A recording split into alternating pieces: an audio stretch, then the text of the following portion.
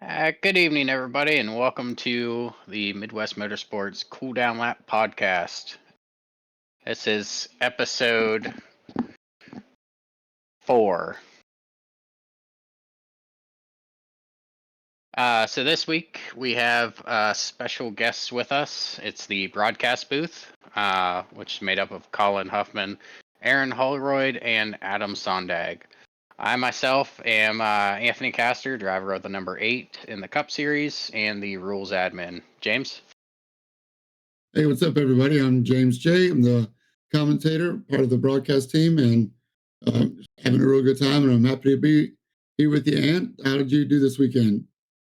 It was rough this weekend. I had a lapse of judgment, looked at my black box, and walled it.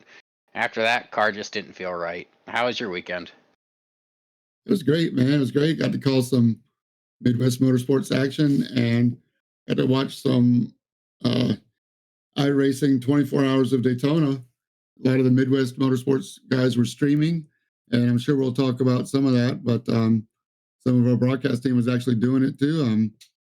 So the only real racing news I got this week was the Daytona 24 Roar event for IMSA in real life. I follow IRL sports car racing pretty close, and pretty amazing race. It was good to see the GTP cars back in action, and a lot of my favorite race car drivers on track.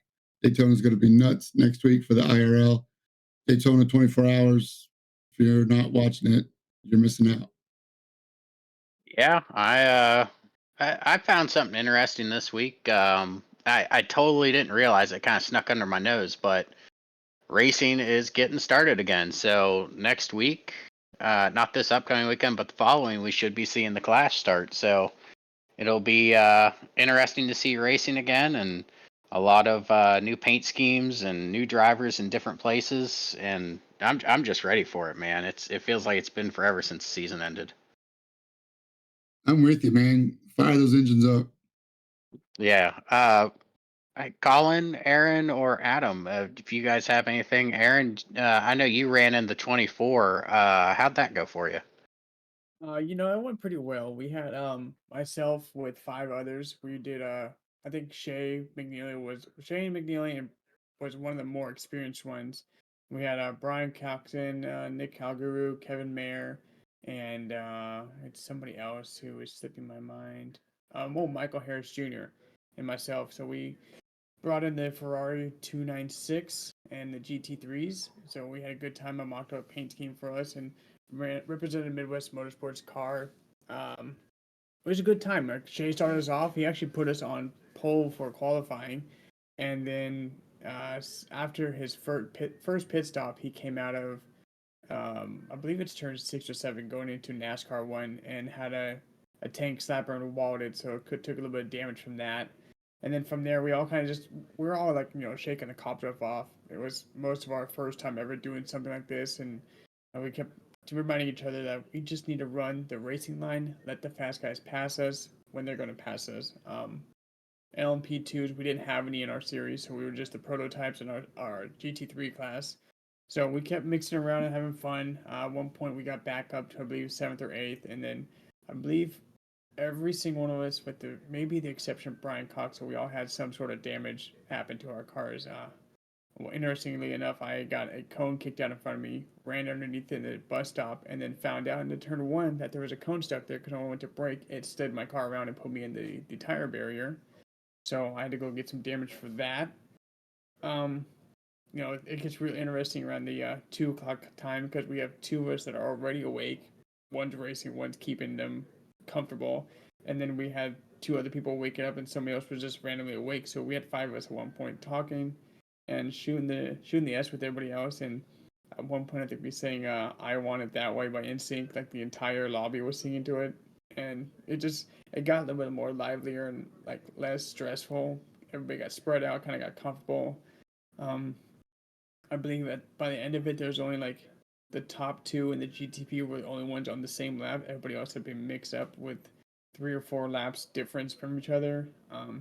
Out of 24, we ended up finished 13th. So we'll we'll take that definitely as a momentum boost for us because it was the first experience for the majority of us, and I'm itching to go back to Bathurst 12 next month, and all I've heard is it's brutal, and I'm like, that's fine. I want to have fun. Um, you know, couple 2 hour stints there would be more than enough, and I love Mount Panorama. I wasn't able to race with these GT4 guys. I'd already started doing more of the full time broadcast with James. So taking the GT3 there, as it's only a GT3 series race, would be a little more exciting because you don't have to worry about those prototypes or LMP2s catching up to you and sneaking you around you by surprise. Um, yeah, but I mean, I streamed the entire 25 hours and 30 minutes with the practice and qualifying, my first big time ever streaming it. And it was nice to get some clips. And unfortunately, I don't think any of us saved the actual file, which kind of sucked. But then I'm like, that's a 25-hour file to save. So I'm not sure how that would feel on the old hard drive. But, we had experience, we had fun, we got memories. Everybody's got something that they had to share about what happened during their race. I've had prototype spin out right in front of me, just zoom right by me in the turn. I'm like, whoops, see you later. And I just kept driving my line. So we had a good time. Looking forward to it. Thank you for asking. That's all I got for that. Yeah, yeah, man, that endurance bug, once it bites, you go. Colin, would you like to introduce yourself, and if you have anything you'd like to share for this week in motorsports, go ahead. Yeah, I am the driver of the number 52 in the Cup and Xfinity. I've been there now for about 2 years, and then I started doing broadcasting. I don't really have anything. I don't keep track as well as you guys do. I mean, I do when NASCAR starting, but apart from that, I don't do much else. Heck yeah, man, and it's starting here soon. Oh yeah, can't wait. And I'm going to hand it over to one of our newer members in the league, if I am correct. Adam, if you want to go ahead and introduce yourself, and if you have something to share, go ahead. Yeah, hey guys, thanks for having me on. And thanks to Colin for really showing me the ropes on the broadcast side over the next while. It's been, I've had plenty of experience in streaming OBS and, doing production, but with all the connections of SDK and, the uh, wonderful ways that companies piece together technology to pull data out of iRacing and display it on the screen for people. It's a lot more tenuous than people think. So it's been fun to learn, and thanks to Colin for helping answer questions, and James and Aaron for bearing with me. But yeah, I'm up in Chicago.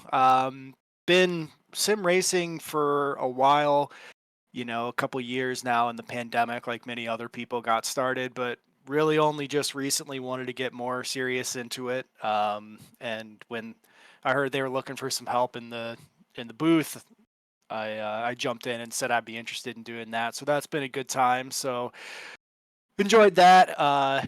Grew up around a lot of flat track motorcycle racing. My grandpa used to promote flat track motorcycle races, so grew up at dirt tracks mostly, but been getting really into sports car racing over the past couple years. Watch some NASCAR and stuff, but there's just something about sports car racing that's,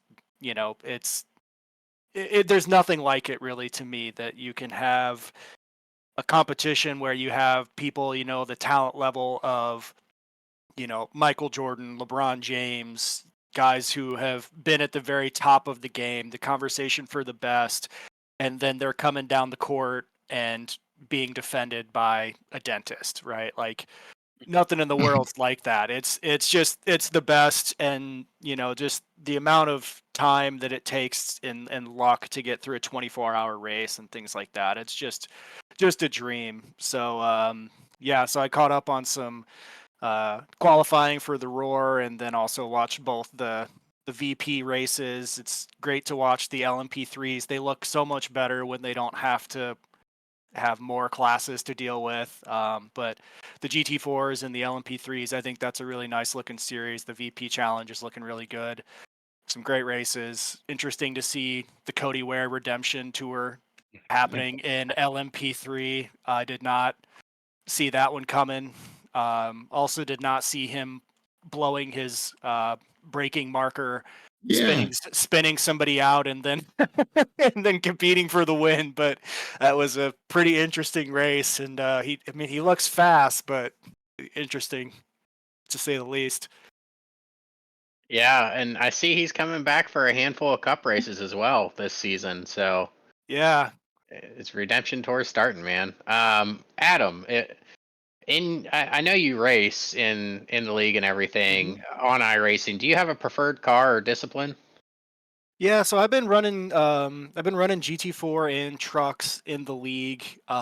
Probably most comfortable in the ARCA car, running ARCA on actual public lobbies. Other than that, things like running the I like running like the Skippies and in the Miata and things like that. So really, the GT4 wasn't something I had a lot of experience in, and the truck either, for that matter. So both the leagues that I'm running in here in Midwest Motorsports are cars that I necessarily wasn't too comfortable with. The truck's not too far off from ARCA, but the GT4 is different from GT3s and also from Skippies and Miatas in some ways. It's a heavy car. It's slow. You can't really downshift very quickly. The car has a lot of downshift protection. So really, just the ways that you make time in that car. It's interesting and it's fun watching the guys who really are good at it because like Max or Jason. I mean, you really have to be sliding that car sideways to be making time and not scrubbing speed. And I want to slow that thing down a lot, but they're boats. They don't get back up to speed. So it's been fun getting used to and getting over into that. But I mean, a lot of what I like doing is just, driving GT3 cars on, go to the Nürburgring and just drive them for like a calm down day, right? Like, Yeah. zone out, make some laps, listen to some music, watch a TV show. It's therapeutic just to bang the gears. Oh yeah, for sure. Aaron, I know I've raced with you in Xfinity. I remember coming down to the wire. I believe it was at Daytona, you and I, and we got into it. Is there a preferred vehicle or discipline that you like to run on iRacing? It doesn't have to be something that Midwest Motorsport specializes in. Is there something you like to just hop in and just enjoy yourself in? As Colin said, that you got the therapeutic cars, and for me, I don't know what it is, man, but those GR86s, I can get in those things, and they're just like it's all about momentum. So you're just trying to carry as much speed, and they're not even like they're way better than the Miata because they're less twitchy, so they got the downforce. I love running those. I just unlocked my B license for road, so long time ago, before I knew you had to have certain licenses to drive things, I bought the CR8 or the C8R Corvette. Now I finally get to actually use that car, and I went today, made a paint scheme for it, so I am itching to get in that. And luckily, I just found out that you can start off with the 3.5 and B, so all I have to do is get back up to, I believe, a 4.0 and I get an A license. Is that correct? Should be. Yeah, it should be correct. There's like it's like a promotion. Yeah. Uh, yeah, So it's yeah, so funny how they do things, but yeah, that's how it I'm works. I'm definitely looking to, I know that going from B to A is just, you have the license and there's like two more disciplines that you can do, and I have no interest in running the Mercedes Formula car. But I want to keep running this C8R and have fun with the Corvette and actually get to use it, and then just try to maintain like a nice license. And for the most part, I sporadically jumped around between all four chapters until I realized I just need to pick one, and stuck with the road ovals. Then I'm like, okay, let's do some more road stuff. Now I got the endurance bug. I'm like, I want some more road stuff now. So just gonna work on that, and hopefully we find leagues around here or other things that have more endurance racing and different types of leagues. I'd like Midwest Motorsports. I like what you have guys to offer. I don't plan on leaving anytime soon. Um, but yeah, maybe just find something I can do with my own little system on my Manscaped car. Yeah, I get you. Colin, I know at some point, I think it was during practice, you were doing some dirt running. So do you have a preferred, I guess, discipline or vehicle type that you like to run? Overall, I'd have to say my favorite is it's right now. It's between the Xfinity car and the Cup car. I race both of them in the Midwest. Uh, I used to race a lot of dirt on my racing. I just recently started doing it again. On the dirt side of things, I really like the dirt street stock or the sprint cars. Those are a lot of fun. They just take a whole lot of patience to learn sometimes, and I don't always have that. Throwing it in the corner and some dirt tracks you floor it all the way through, and it's just a matter of keeping the wheel straight and not jerking that wheel too hard. But overall, I have to say my favorite would probably have to be Xfinity on oval side right now. They're not my favorite. Well, yeah, they're my favorite. We'll go with that. But they're a little bit of a handful, and I do like that. They're a little squirrely. You got to have a lot of patience with it. Yeah, of course. James, you have anything you'd like to ask the guests? Well, first of all, I want to make sure that everybody listening knows that, as Adam was talking about earlier, the overlays and just the whole broadcast thing. I mean, it really does take a team to run and show what you guys see out there. And by you guys, I mean everybody that's listening and everybody that's racing and everybody that's watching the live stream or the replays or the YouTube replays afterwards. And it takes a whole team to do it. Nobody's doing any of this alone, and we're doing our best to work together. And we got a lot of things coming up that we're going to show you and continue to grow the Midwest Motorsports broadcast. And so I'd like to go around the room one more time, real quickly, and just have everybody that's been on the backside of the broadcast and in the iRacing part. We can start with Colin. Colin, I'm going to put you on the spot first to tell us like what you get out of doing volunteering for the broadcast, because I know it takes a lot of your own personal time. We could consider adding another zero to your paycheck, which everybody knows is nothing but a bunch of zeros. So we'll go around the room and tell us what you like about doing the broadcast and why you volunteer to help out the Midwest Motorsports League. Yeah, I think I get paid the most zeros, actually. I'm not sure. Justin probably knows.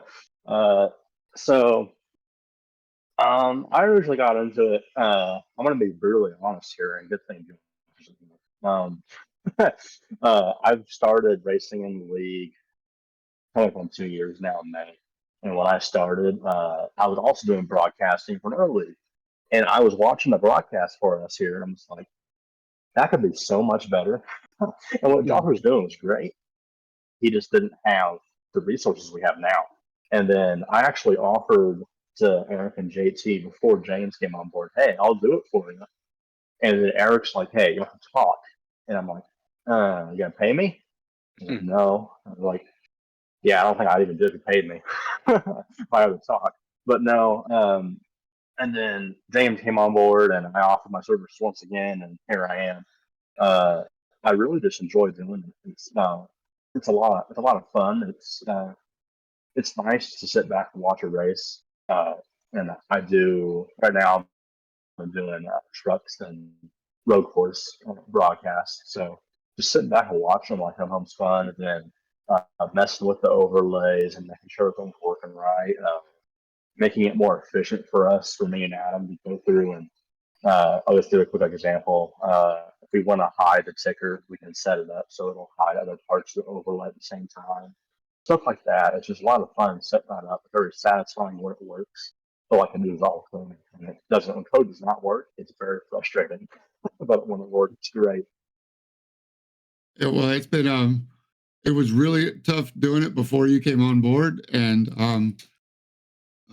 yeah, it's just been a huge help to have.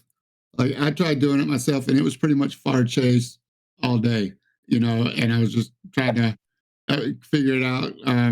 And so anyway, it was the first step that has really opened up the door to what the broadcast could be. And then let's see what happened then. Which came first, the chicken or the egg? Aaron came next, right? And shortly If after. you don't mind, real quick, I do want to say I don't get the spotlight very often in terms of voices. So I do want to give a shout out to James because he's done awesome. We try to work as a team and behind the scenes, and he's been a really big part of that, even the commentary stuff, just providing feedback on everything we've done. So I want to say thank you to him. I don't get that opportunity to do that as much as he does for me. So. Oh, appreciate it, Colin. That means a lot, man. It does. It's one of those things, man, that we're both similar types, and we both love it, and that's why we're doing it, man. So I appreciate that. Aaron, why did you decide to come in and help the commentary? Was it because you were getting beat so bad and you weren't in the chase anymore, or what's the Uh, real reason you decided to join the comms? well, I first started Midwest Motorsports. I believe it's over a year and a half ago now. Back when they had the GT3s for the Road Series, and I liked it because I wanted to drive GT3. I came in because of the GT3 series, and so when that got folded and turned into the F3, which is now the GT4s, I stopped racing with the F3s because I'm not comfortable in open wheels.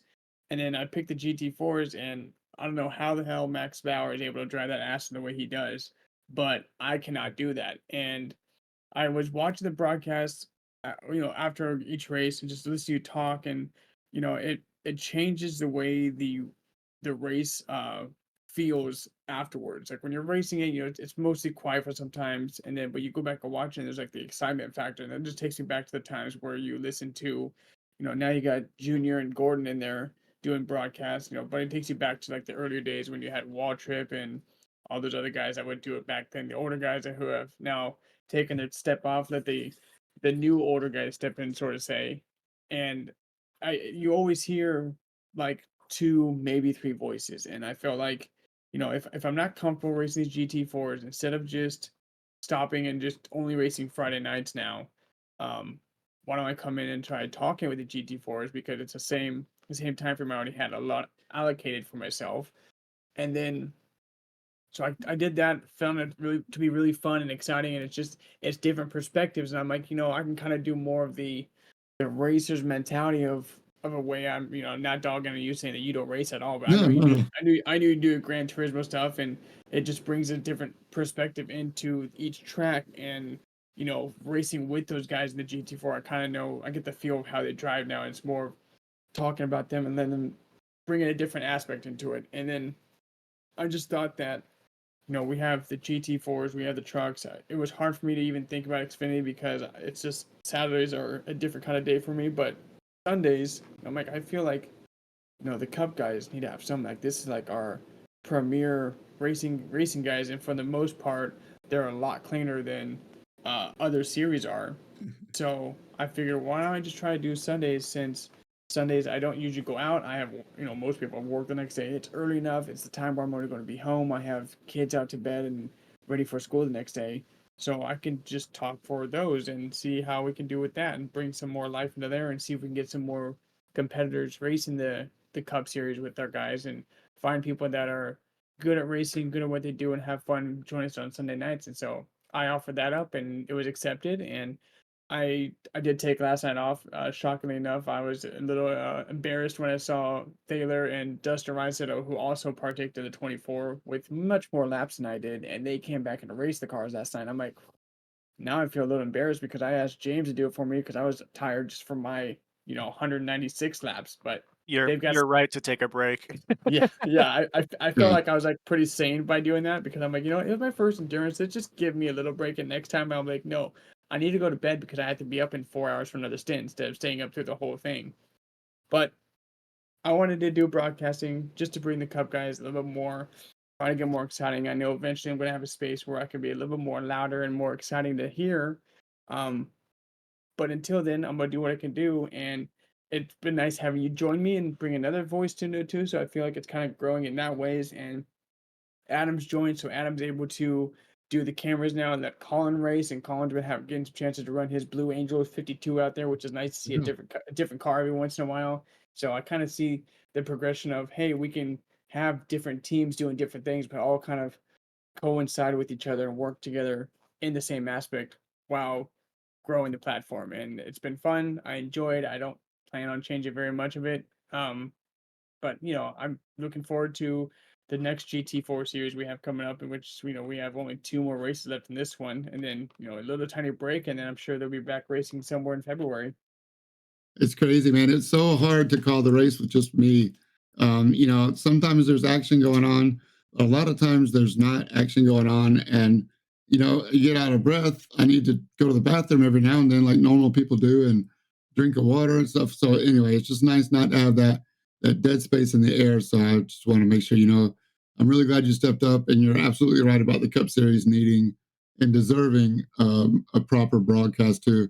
And then Adam came on, and now we got some relief for Colin. So, Adam, what made you want to reach out to Colin and help us out with the broadcast? Yeah, I mean, like I said, I mostly my Twitch, my streaming experience was like I have some friends and we do like charity cooking streams that are, you know, not infrequent, but maybe a couple times a year at most. We'll do 6 hour long charity streams. So it's like I have familiarity with Twitch and OBS and dealing with some of that, but also, when you're watching the 24 hours of Nürburgring, or you're watching the Daytona 24, like these races that take a long time. I mean, you're seeing the production, and especially for a lot of these things, even NBC or Peacock or whoever they're throwing they're throwing limited resources at this stuff, So part of the joy of watching Le Mans is seeing it 3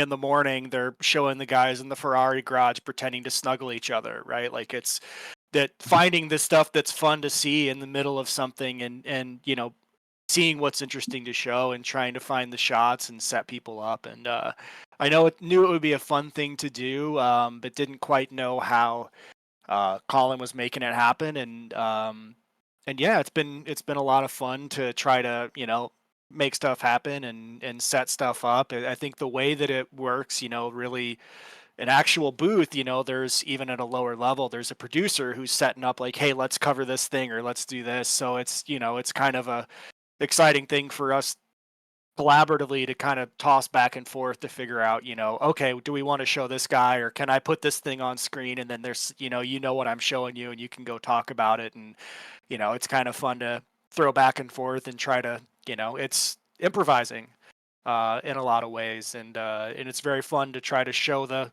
battles that are happening and try to tell the stories of, what's going on in these races and who's gaining and who's slowing down and who had to pit because they took a wall too hard and got a drive-through penalty or whatnot. So yeah, it's been a lot of fun. It's been the fun that I thought it would be.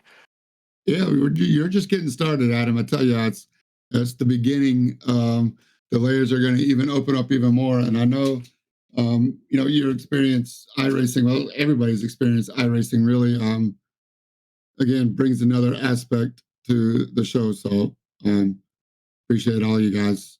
So just wanted to make sure that everybody got to know everybody a little bit better, and all the Midwest Motorsports racers that are out there listening now know what's going on behind the scenes and the personalities behind what you're watching or listening to while you're supposed to be on the clock working the next day. You wouldn't listen while you're at work though, would you, Ant? I listen while I'm at work just because I drive everywhere, so it's easy to throw it on and just listen. Right on. Have you been entertained with the broadcasts when you're listening? Oh yeah, yeah. It's hard not to take my eyes off the road and look at what's going on the stream. So I have to rely on you guys talking about it. So it's nice to be able to listen and actually hear people talking. And you guys do a great job. There's a lot of cohesion in your guys' group, and it shows in the broadcast. So keep up the good work, guys. So we're going to go ahead and move on to this next segment. And before we do, I want to give a shout out to the Midwest Motorsports team, the endurance team. They pulled off a 8th place finish in the Daytona 24. From what I gathered, it was a grueling experience for Justin Thaler. Some of the texts I got to read were kind of funny. Probably not for him, but for me to read them. But it sounds like he really put in a lot of time in that, and it's a team race. All the guys did a great job. To be able to bring home an 8th place finish is it's an accomplishment. So congrats, guys, and hopefully your next endurance race goes as well as this one. And that's to anybody in the league, Aaron and everybody included, that participated in the Daytona 24. Congrats to you guys. No matter the finishing position, as long as you finish the race, that is a accomplishment. So hats off to you, and good luck in all the future endurance races y'all run in. So we're going to go ahead and streamline into the truck series, which was at the Charlotte Roval over the weekend. I tell you what, and it's going to be a little bit of a spoiler here, but Ty Williams just ran away with the weekend. It seems he had the Truck Series, Xfinity Series, Cup Series basically on lock, and he was quick at that track. So trucks, I didn't get to watch the broadcast just yet, but you want to go ahead, James, and just kind of go through on how the Truck Series went? Yeah, it was pretty incredible, man. I mean, like you say, it's the Charlotte Roval, and I mean, I say it's incredible because a race happened and they were NASCAR trucks. But like you said, Albert Williams, pretty much laid the smackdown on him. It was a 50-lap race. He led 48 laps, so the only 2 laps he didn't lead was when he was in the pits. But Dustin Reinsettle was not far behind. Remember, no yellows, less than 3 seconds back. Brandon Thayer got third. He was a little farther back. Only 4 cars finished on the lead lap. And I think, I'm not sure, we might have to take him off of mute, but somebody that might be in this podcast finished 4th. If he wants to speak up and tell us how his race went. Yeah, I got a 4th, and it was happy. I mean, I was putting more time on Daytona than I was on the trucks, trying to practice that to have a good experience. But I came out and I'm like, okay, Charlotte Roval. I know after doing broadcasts from other series there, don't hit the curbs as much. That was a big thing for me, is just keep the tires on the asphalt and not on the plastic curbs. Just kind of got in my own zone, my own pace, and was far enough ahead of 5th where I can not push too much. And I had a little scare coming out of turn 3 and 4, where I started to over rotate. I locked him up, but I kept heading towards the wall, so I let off the pedal and it kind of grabbed the front end, turned left again, and kept it going straight. So I took a 4th place. I was excited about it. I just wanted to get back in the truck and feel good with it. Got myself further away from the IPL list than Zero I X, thought I right? would.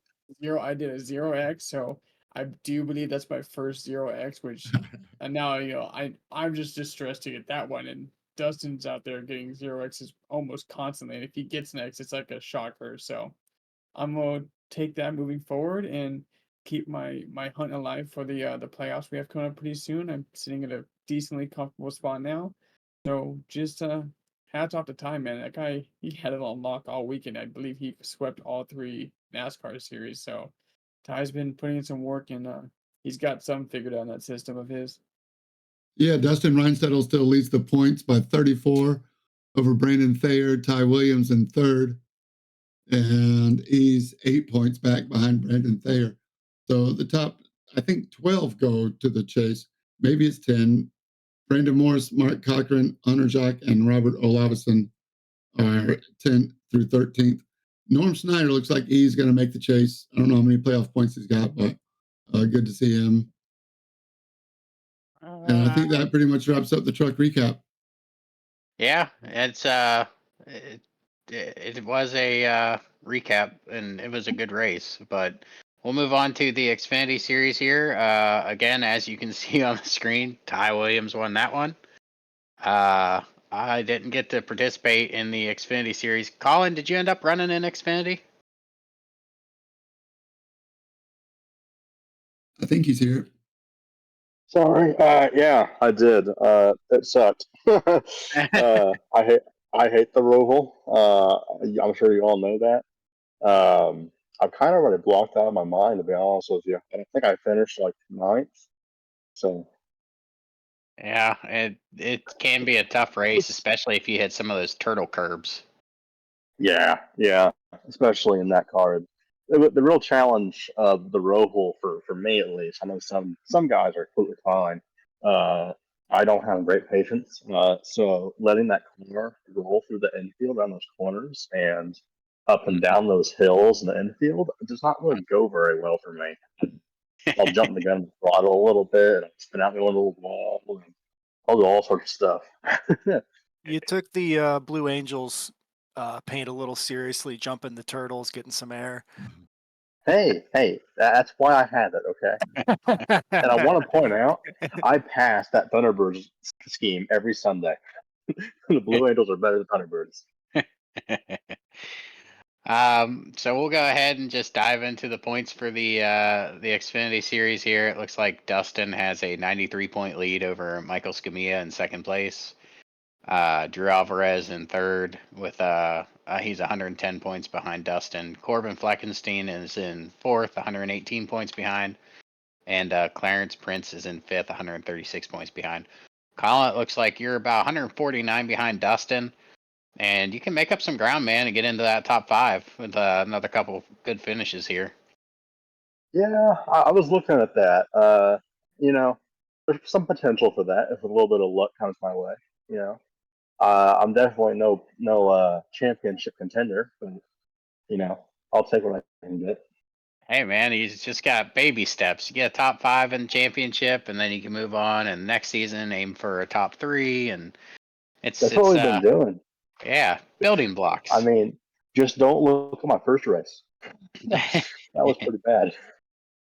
So we're gonna look at the championship points here, the bonus points that go towards the playoffs. It looks like Dustin has 105 points total.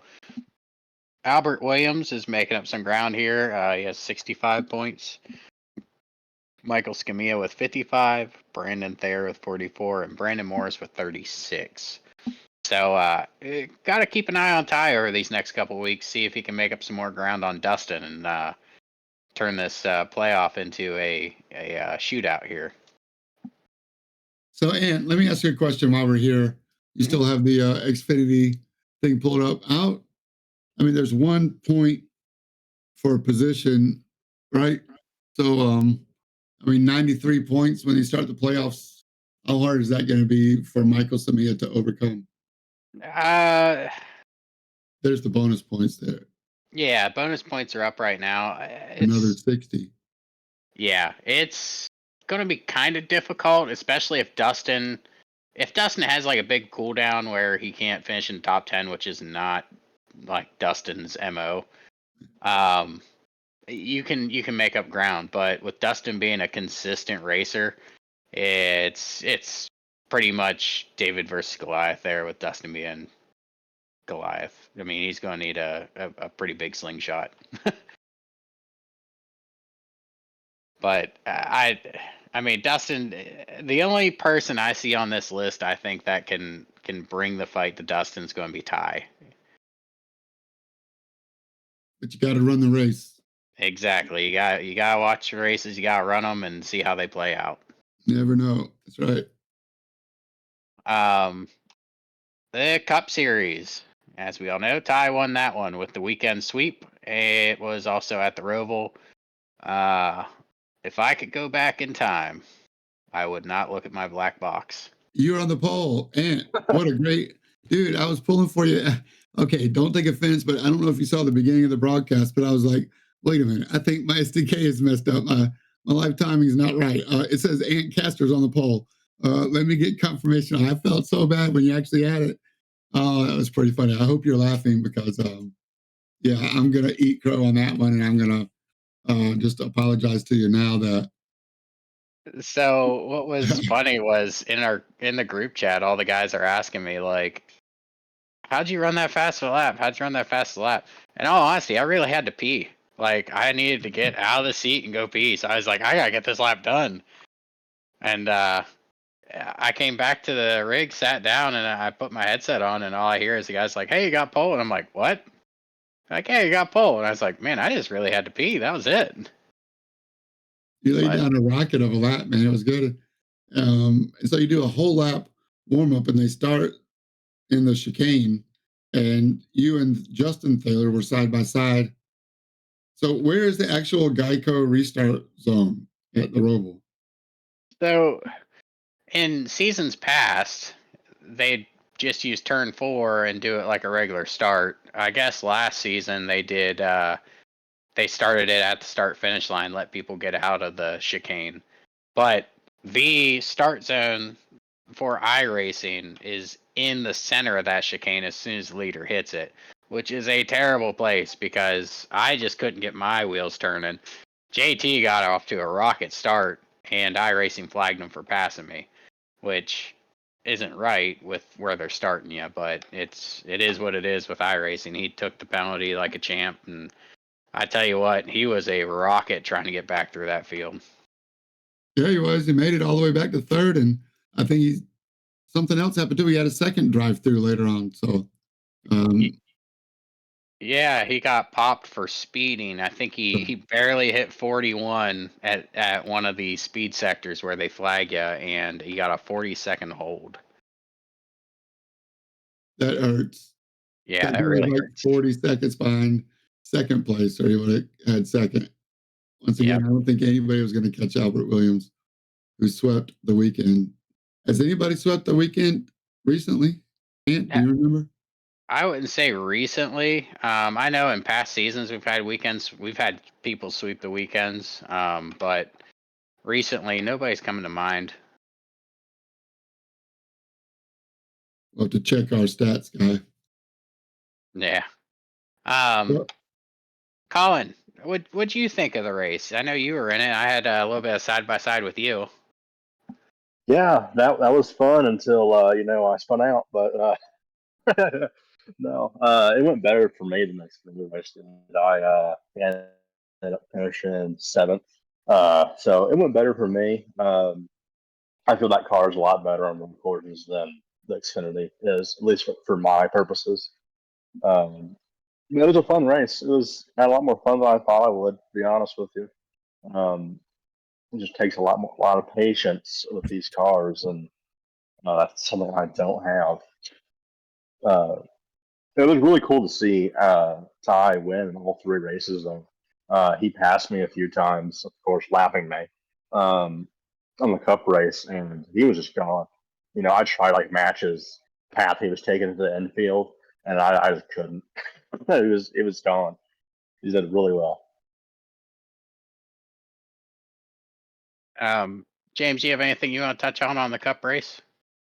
yeah, well, it was fun to, since you had bad luck, I won't bring up exactly what happened, but you were in the pits for a long time getting a repair and wasn't sure if you were going to call it quits or not. So I was able to send you a DM, and you came up and we did a ride along with you in the car for about 4 or 5 laps. Adam was working the cameras, and he was showing you all the helmet view and your steering inputs and stuff. And we got to talk about tonight's podcast and the podcast in general. And so, yeah, I just want to say, I wanted to find out how big of a distraction it was, because I know I've gone in car with some other people while they were driving before, and some people mind it, some people didn't mind it. Was it a big distraction? I wouldn't say it was a very big distraction. I had to. I'd say I'd had whenever I got close to people going through like the chicane or something, I had to kind of concentrate to see what they were doing to make sure I wasn't going to contact them or anything. But I feel like that's a great opportunity for you guys to get an idea on how the track's being ran, how the competition's running and stuff. Just to do an in race report, and like I told you during the race, if you ever want to pull me in, just pull me in while we're racing. I have no problem talking and racing at the same time.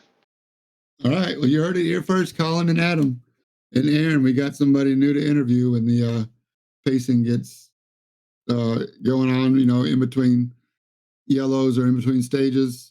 You're going to fight Dustin though. I mean, That's if you right. guys want to pull me in on green flag runs too, I'm totally fine with it. Oh, that's sick. Well, hopefully next time you won't have a steering wheel that's cockeyed. Yeah, I'm gonna refrain from checking my black box next time. Oh, we appreciate you doing it. It was a lot of fun.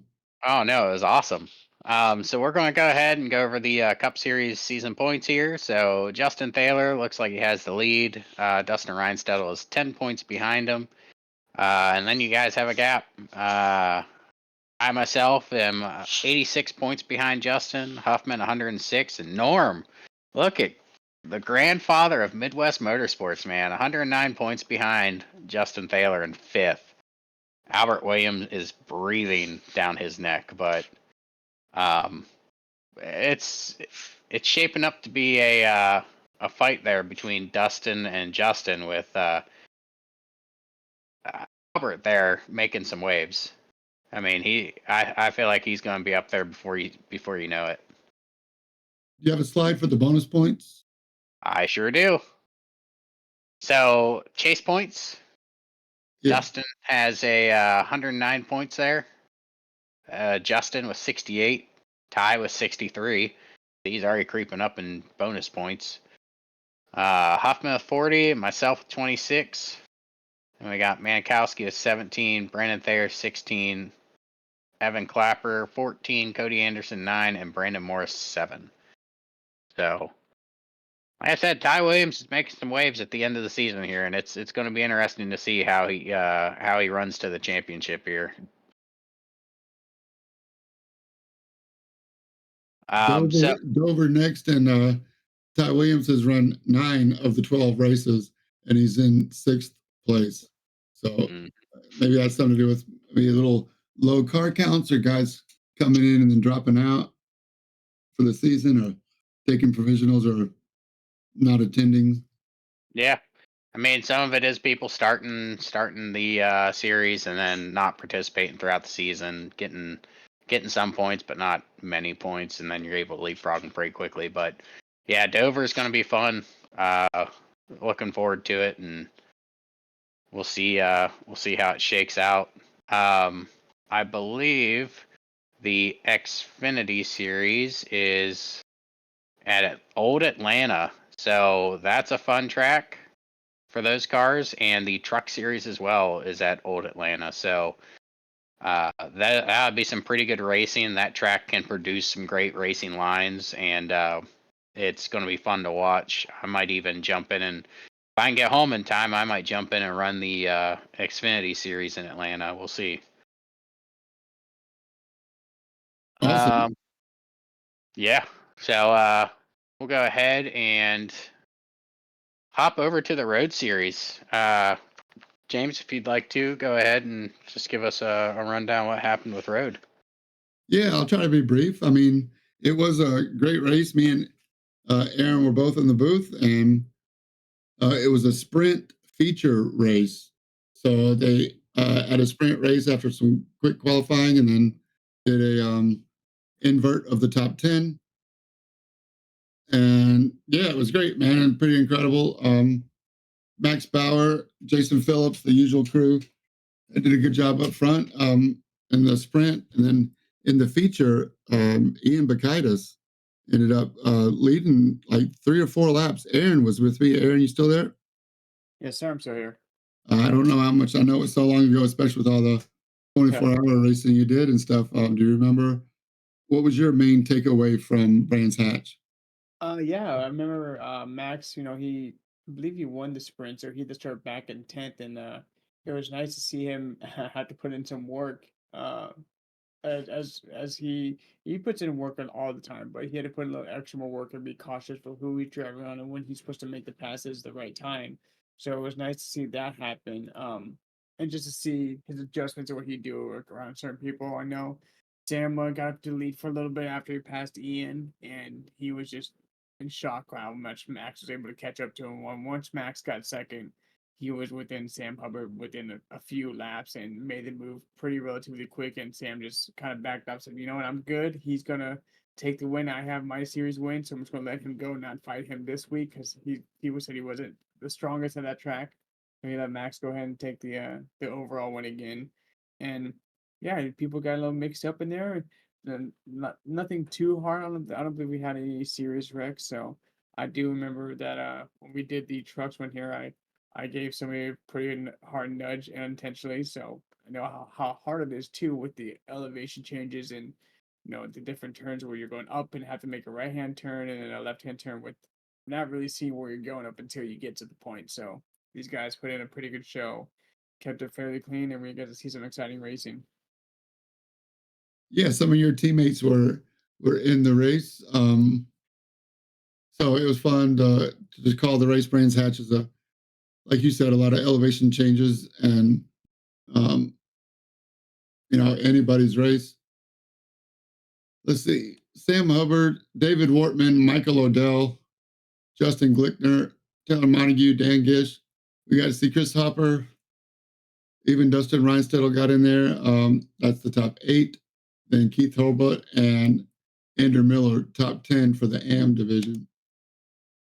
And the pros, Max Bauer, Josh Bloom. That's it. Josh Bloom was only 7 seconds back, but it's pretty amazing how he finished second and Max Bauer finished first in the sprint. And they made it all the way back to the front to finish 1-2 in the same order. So I don't know what it's going to take to beat Max Bauer. He's pretty much got a lock on the championship. With 2 races left, we're going to Hungary and Silverstone next. So that's Tuesday nights, 7:30. Aaron, you going to join me tomorrow night? Yes, sir. You know it. Hungary. We'll have Colin on the cameras, I believe, and we're going to give Adam the night off because we're going to make him work, get some practice in. Yeah, check me out. Getting some off tracks and trying to stay out of people's way. It's Do you not a have track. any? Not a track I'm super familiar with. Yeah.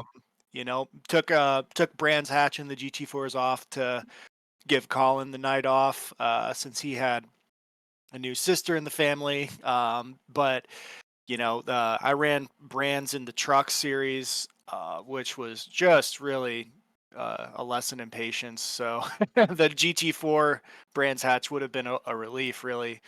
But we'll see. I got my buddy Tim joining us tomorrow night, I believe, in the Hungaroring. So keep an I eye saw out. that. Yeah, I saw that. Spreading the love and spreading the word about Midwest Motorsports. Some of your friends, man, that was cool. What are we going to look for in the broadcast tomorrow? What should we look for at Hungary? It's gonna be. I think it's gonna be tough for folks. I think we'll really tell the difference between. I think the people who've ran it a lot in the F1 games will stand out because they'll have a lot more familiarity than others. I think that'll be quite a factor. I think tomorrow. So I think that Max and Jason and some of the other guys that have a lot of experience from those types of games will have a lot more familiarity with the lines and how to run the track than other folks. Right on. Well, you're not going to want to miss it. Tuesday night, 7:30 is the race start time. Practice starts at 7. Stream will go live a couple of minutes before 7:30. You're not going to want to miss it. Back to you, Ant. All right, guys, we're going to bring this podcast to an end here. Again, I'm sure I can speak for everybody, whether it's somebody who watches the broadcast that is not in the league or anybody that participates in our league races. We appreciate everything you guys do. I know, being an admin myself, there's a lot of personal time that you have to devote to this to make everything work. So we appreciate you guys taking time out of your lives to help out and put on a show for everybody to enjoy. And I mean it. I do enjoy watching the broadcasts. It's something that has brought a value to the league to be able to watch us back and have the great camera work and you guys calling the race and calling the action as it happens. So again, just want to say we appreciate you guys for what you do and devoting the time that you do to make everything work the way it does. So we're going to go ahead, close the podcast up, guys. If you can join, anybody wants to join us next week, just shoot me a message. We'll see if we can get you scheduled in the upcoming weeks. Otherwise, I'll be reaching out to some people for some more guests. Everybody have a great week. Good night, everybody. Stay in your lane. Take care, guys. See you around.